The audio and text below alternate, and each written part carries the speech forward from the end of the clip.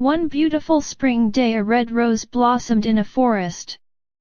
As the rose looked around, a pine tree nearby said, "What a beautiful flower! I wish I was that lovely." Another tree said, "Dear pine, do not be sad. We cannot have everything." The rose turned and remarked, "It seems that I am the most beautiful flower in this forest." A sunflower raised its yellow head and asked, "Why do you say that? In this forest there are many beautiful flowers. You are just one of them." The red rose replied, "I see everyone looking at me and admiring me." Then the rose looked at a cactus and said, "Look at that ugly plant full of thorns." The pine tree said, "Red rose, what kind of talk is this? Who can say what beauty is? You have thorns too." The proud red rose looked angrily at the pine and said, "I thought you had good taste. You do not know what beauty is at all.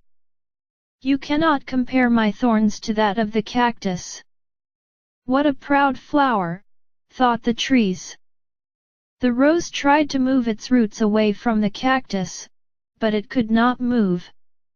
As the days passed, the red rose would look at the cactus and say insulting things, like "This plant is useless. How sorry I am to be his neighbor." The cactus never got upset and even tried to advise the rose, saying, "God did not create any form of life without a purpose." Spring passed, and the weather became very warm.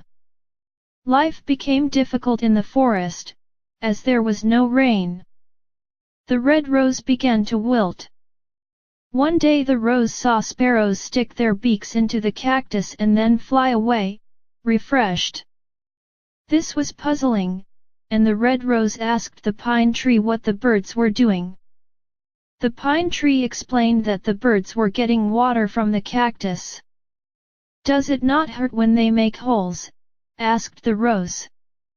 "Yes, but the cactus does not like to see the birds suffer," replied the pine. The rose opened its eyes in wonder and exclaimed, "The cactus has water. Yes, you can also drink from it. The sparrow can bring water to you if you ask the cactus for help." The red rose felt too ashamed to ask for water from the cactus, but finally it did ask for help. The cactus kindly agreed. The birds filled their beaks with water and watered the rose's roots. Thus the rose learned a lesson and never judged anyone by their appearance again.